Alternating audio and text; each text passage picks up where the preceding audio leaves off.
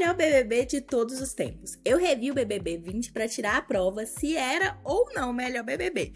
E sabe o que eu terminei? Com um retrato de hipocrisia de um país que fala que não existe racismo. E há quem diga que o BBB é cultura inútil. Então pega seu café, seu chá ou sua pipoca e vem fofocar comigo sobre o melhor BBB da história ou não.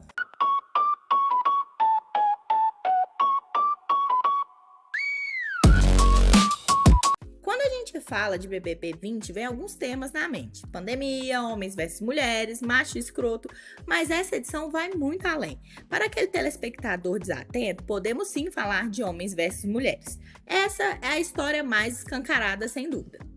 Tudo começa quando o Patrick e o Lucas Galina acham que a Bianca e a Mari são muito fortes lá fora. E aí eles, tal qual como Cebolinha, eles criam um plano mirabolante. Eles vão seduzir elas para queimar elas perante o público. Gente, isso não faz o menor sentido. Quando eu vi isso, eu cheguei a me questionar dos efeitos do confinamento na cabeça de alguém.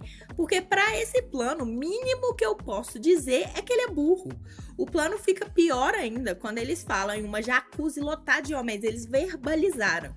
E eu quero muito que vocês vejam essa foto da jacuzzi e reparem quais homens estão lá e quais não estão. Depois disso, o Adson chega e conta pra Marcela e pra Gisele. E o Prior tá nessa conversa também. E aí a Marcela, depois que os meninos saem, percebe a gravidade do que eles disseram. E ela fica com isso na cabeça. A Gisele não, a Gisele só embarca na onda mesmo. Agora você deve estar se perguntando, por que o Adson contou pra Marcela? O que isso tem a ver? Simples, existe um outro enredo nessa edição. Camarote versus pipoca.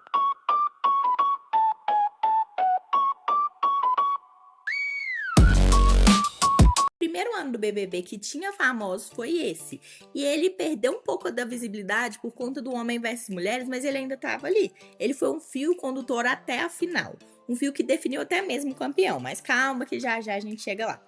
Os pipocas, principalmente a Gisele, quando eles viram que tinha uma edição com famosos, eles largaram a toalha. Eles falaram que não tinha chance de vencer. Eu acredito que a própria direção do BBB acreditava nisso de camarote versus pipoca, que isso ia render. Pois até as festas eram assim, tipo, opostos se atraem, gato e rato, favela e asfalto e por aí vai. Depois disso, eles mesmos viram que isso não ia pegar, porque o enredo era homens versus mulheres, e eles foram colocando outro tema.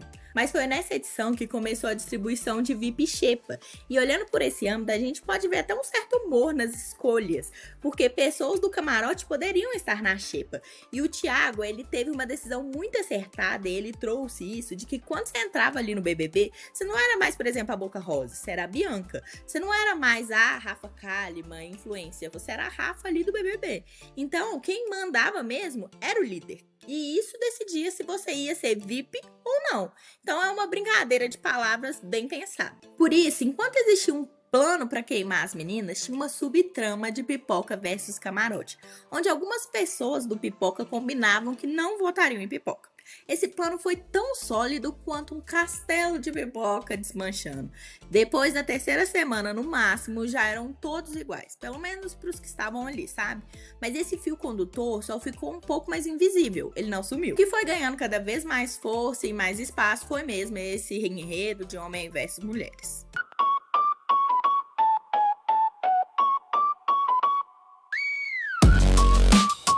Marcela, ela decidiu contar pra Mari o que ela tinha ouvido. E ela viu a sororidade em primeiro lugar, porque nessa época a Marcela não ia muito com a cara da Mari. Mas enfim, todas as mulheres, elas se juntaram pra derrotar o nosso super malvadão do Adson. Que ele levou chumbo, gente, porque ele era um pouco de sacola. Porque quem era mesmo o cérebro da operação não ficaram queimados diante da casa, mas sim do público. Foi assim que o Patrick foi o segundo eliminado e o primeiro dos muitos camarotes a saírem queimados do BBB. A casa não entendeu porque com o Adson no paredão, né, todo mundo achou que quem sairia era o Adson. Mas logo entrou a Casa de Vidro e tranquilizou as meninas. A Marcela não só estava certa, como era a favorita.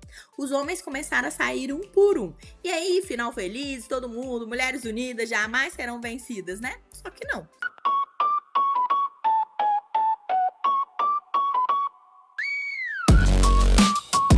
Esse discurso impulso de força das mulheres deixou o jogo cômodo, apesar de terem personalidades muito legais e interessantes, porque, gente, esse cast era muito carismático, era gostoso de assistir, sabe? Não tinha grande surpresa, o pessoal não se comprometia, porque até a penúltima semana do programa eles ainda estavam usando essa desculpa de homem versus mulheres, voltando milhões de vezes no Prior e no Babu. Quanto a militância comia solto dentro da casa, né? E o público, você sabe, né? Não precisa se esforçar muito para ficar contra mulheres, mas de repente ele percebeu, né, que acima de justiceiros, eles queriam entretenimento e as meninas caíam em muita hipocrisia, né? E enquanto isso, uma dupla caía na graça do público, o Prior e o Babu. Aqui vale até a gente trazer mais desses personagens. Temos o Prior. Bom, gente, o Prior é a personalidade perfeita para reality show.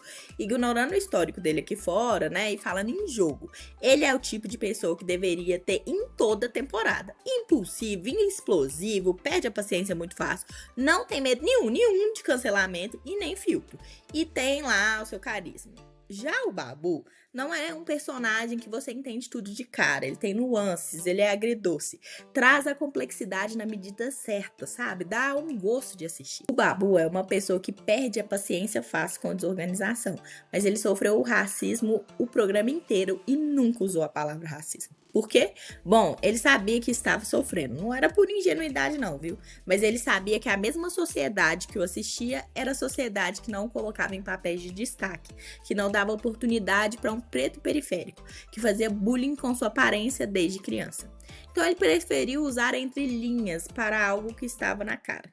A experiência do Babu era com a vida. Ele era um contador de história nato. Ele estava ali, gente, de corpo e alma. Ele precisava mudar de vida, porque, como o próprio dizia, é difícil viver de arte no Brasil.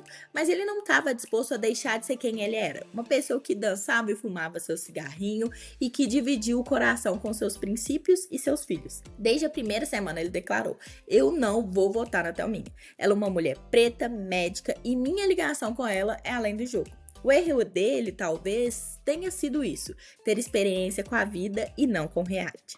Todo mundo sabe, gente, um reality a gente tem que fazer como as séries da Netflix. Explicar pro público, gritar aos quatro ventos. Senão, eles podem fingir não ver. Essa dupla, ela passou a ser um calo no pé da comunidade hippie, como eles gostavam de se chamar. Essa comunidade era composta por Marcela, Gisele, Pyong, Manu Gavassi, Thelma, Ive, Daniel, Rafa Kalimann e Gabi. O restante do elenco até tinha potencial, mas não tinha força de voto.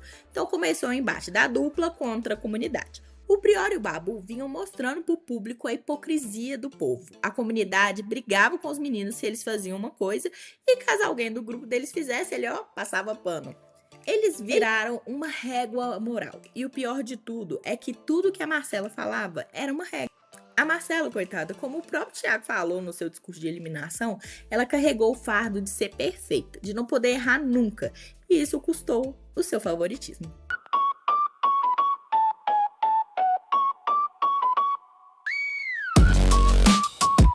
Pra mim, nessa edição, o racismo ele fica muito claro, não só quando todo mundo vota sem parar no Babu, ou com as frequentes falas de ai, tenho medo dele. Ele vem um pouco antes. O Prior era, sem sombra de dúvidas, uma pessoa agressiva. Você pode olhar as brigas dele, as expressões, e mesmo assim ele era taxado como engraçado, como vilão da Malhação. Ele nunca teve ninguém falando que tinha medo dele. Pelo contrário, começaram até a colocá-lo como galã, apesar dele estar no grupo contrário e ser muito mais imbatível com o Babu. O que diferencia os dois? Depois da eliminação do Prior, a exclusão sutil do Babu ficou às claras. No começo ele afastou das pessoas da comunidade hippie porque ele não se sentia tão perfeito quanto eles. E aí, depois disso foi só por água abaixo, que ele não parou mais de ir no paredão. Por quê? Bom, era mais fácil, né, gente? Porque as pessoas não queriam se posicionar. Mas além disso, por que era mais fácil o Babu ser um alvo? Por que era mais fácil ver ele como agressivo e difícil de conviver? E depois de tantas injustiças, o Babu chegou no quarto lugar. Uai, como assim o Babu chegou no quarto lugar e não em primeiro? É simples, gente. Muitas vezes a gente se choca com participantes do BBB. O quão escrotos, cruéis ou errados eles podem ser. Mas eles não são nada além do que um reflexo da nossa sociedade. No fim, o público do reality preferiu as pessoas brancas que defendiam o Babu e se posicionavam em enredos dos outros do que o próprio Babu. A Rafa e a Manu eram sim muito sensatas, mas o Babu era sensato e tinha vivido tudo isso. Como explicar? Pra mim não há outra explicação. Da mesma forma que teve participante agindo de forma racista e dizendo pra si mesmo e para o público que ela não via nada além do coração, que cor não importava, o público resolveu levar pra final pessoas que são simpatizantes com a causa, que foram mais sensatas e não a causa em si. É fácil pra gente julgar, né, quem tá no programa e não quem assiste. Assim como o Babu não se encaixava em estereótipos para os papéis, o papel de campeão ou até vice-campeão do BBB o foi negado. Eu tava pesquisando para fazer esse vídeo e eu vi que o Babu escolheu esse nome porque na escola eles faziam bullying de babuíno com ele. E ao invés dele se envergonhar, ele pegou isso pra si. E ele fez exatamente isso no BBB. Ao invés de se envergonhar do pente, da sua cor, da sua força, ele pegou pra si e encarou. Mas talvez nosso país queira ver pretos no lugar de serem abraçados, de precisarem ser socorridos por brancos, como a campeã, a Thelma, ou como era chamada, Thelminha.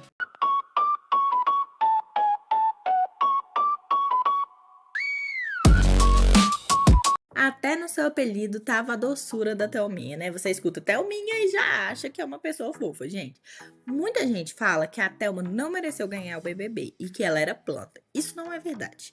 Eu revi o BBB todo e a Thelma teve uma trajetória de campeã sim. Ela foi coerente, forte, se posicionou muito bem e sempre que precisava, sem excesso. Ela era uma mulher e também foi trocada ao longo do programa pelas suas amigas e foi aí que a Rafa e a Manu a acolheram. Eu não contesto de forma nenhuma a vaga da Thelminha na final, mas eu contesto a falta do Babu. Bom, justo ou não, a final ficou Thelma, Rafa e Manu. E um divisor de águas, o fio condutor que eu citei lá em cima. Gente, camarote versus pipoca. O Brasil pode até aceitar racismo, machismo, mas uma coisa que eles adoram é dar prêmio para quem precisa. Nada de rico. E apesar da Thelma não passar necessidade nem nada, naquela época não parecia muito justo dar o prêmio para quem já era famoso. Afinal, a essência do BBB não é dar prêmio para anônimo? Pois então, junta tudo isso com uma linda trajetória da Thelma e aqui está a campeã do BBB 20, Thelma.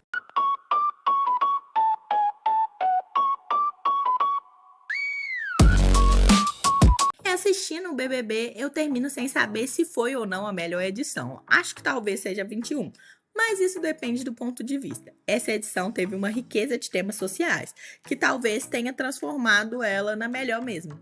A melhor para vermos quem nós somos. Mas não acaba por aí, viu? Apesar do grande público não ter visto o BBB 20 como tema de racismo em primeiro lugar, isso tudo ficou assim fervilhando e foi palco pro BBB 21. O BBB que teve com o tema pretos versus brancos. Mas isso aí, gente, é papo para outro vídeo, né?